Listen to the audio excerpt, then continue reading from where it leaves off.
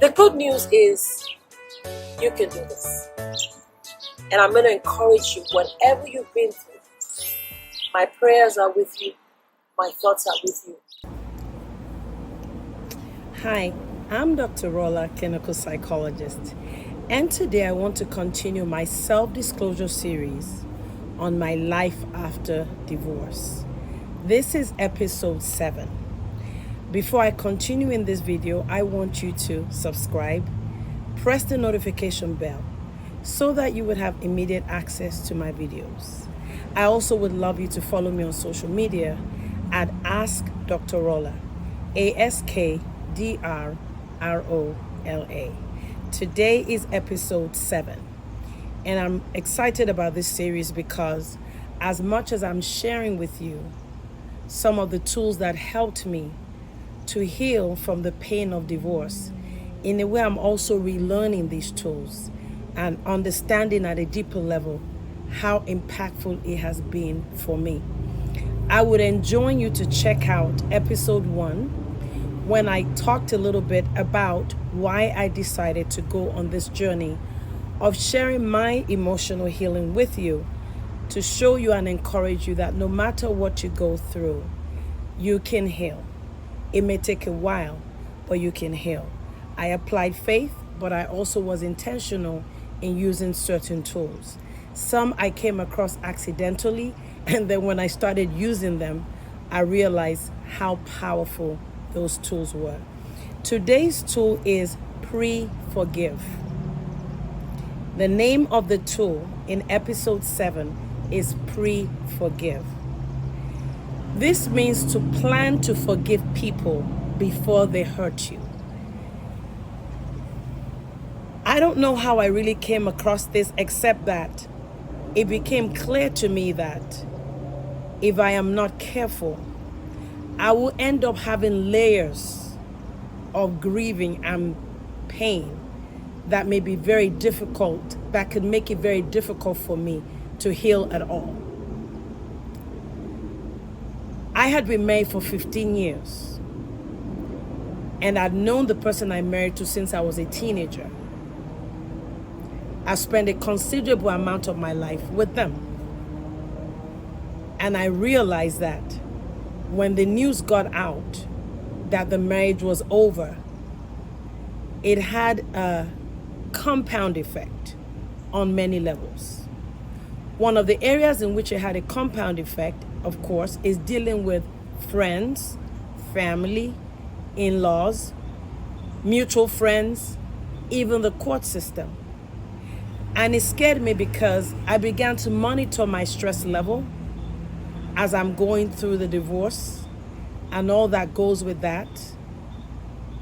And it scared me because I realized that I was getting more stressed.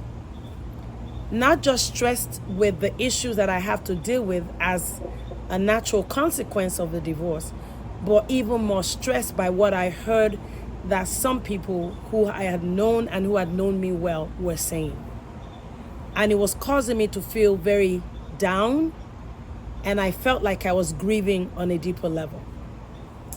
And I remember telling my mother, I'm gonna have to learn to forgive people, plan to forgive people even before they disappoint me, regardless of who that person is. I tell you, this tool was a lifesaver for me. Why is this tool important when you are going through loss, when you're going through a challenge, when you're already feeling overwhelmed by what you're going through? This tool reduces the shock effect.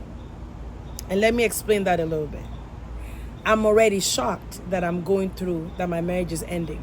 Yes, and I was shocked. If you asked me 2 years before my marriage was going to end, it would have been no. Shocked.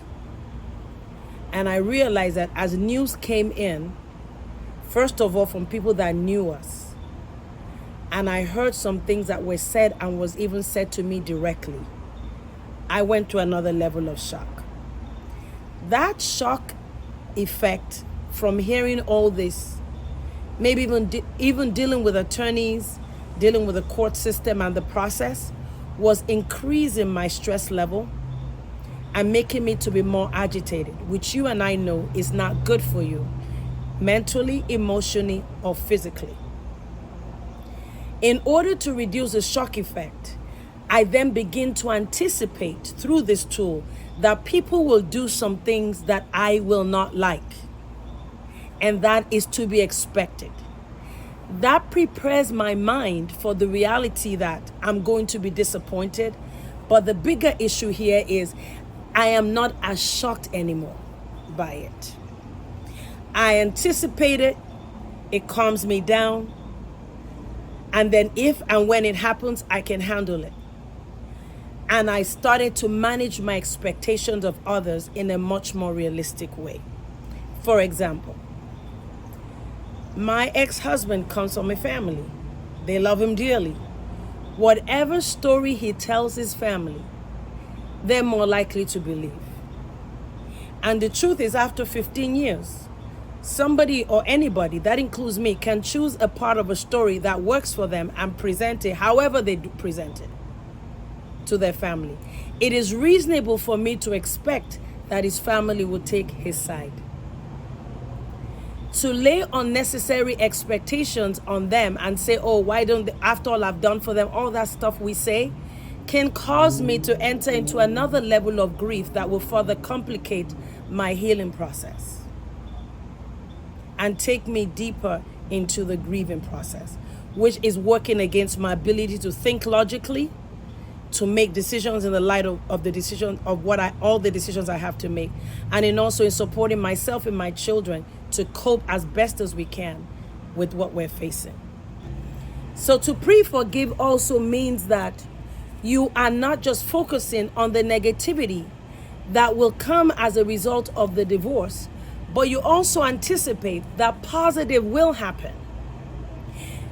Because of the loss of the divorce and how traumatic that was for me, I can get stuck into the idea that everything that is going to happen to me from now on in terms of my relationships and my connections with people is going to be negative. No, that's not true. And that turned out to not be the case for me. I have had so many pleasurable experiences with good people, with people that have looked out for me and validated me. But if I had stayed stuck on the negativity that was coming, and I did not engage this tool, this pre-forgive tool, I could have missed out and isolated myself from people that are going to be positive towards me. Pre-forgive is something I'm going to encourage. I can't force you to do it. It wasn't something I wanted to do. It was hard for me. I wanted to hold the grudge, but I realized I have something that I'm looking forward to. I want to heal. I want to help my children heal, and I want to make the best of my life. My life is not over because of what I've gone through. So pre-forgive, anticipate that people will disappoint you, lower your expectations of them. Be careful of layering your pain so much that now you're mad with the ex-husband and the judge and the attorney and everybody else. And then another thing you need to realize too is when you pre-forgive and you're positioning yourself and trying to maintain a positive attitude in spite of what negativity is being said around you, you then don't play into the hands of those who are being negative. So for example, if they were to say something like, she's so arrogant, she's so bitter, if I'm consumed with the grief and pain enough, I could be going off on people in a way that is uncharacteristic for me because of the pain, the layers of pain that I'm experiencing. So when we pre-forgive, we make excuses for them. We minimize the power of what is being said. We look out for the possibility that even though there's negative, positive is coming. And we start to let go and detox of all these negative things that are going on because of the loss, so that we can truly begin to pick things up again and move forward. So I want you to subscribe, like this video, share it. I am excited about this journey of sharing this with you. It's been an eye-opener for me because I've become more vulnerable, to be honest, talking to you about some of the things that were difficult for me, but also talking to you about the things that have been positive for me. 14 years after my divorce, I am enjoying my life. I'm passionate, I'm full of faith, not just for me, but for you, that regardless of how hard the journey is, you can heal and you will heal. And I'll talk to you next time. Thank you so much for listening. Bye now.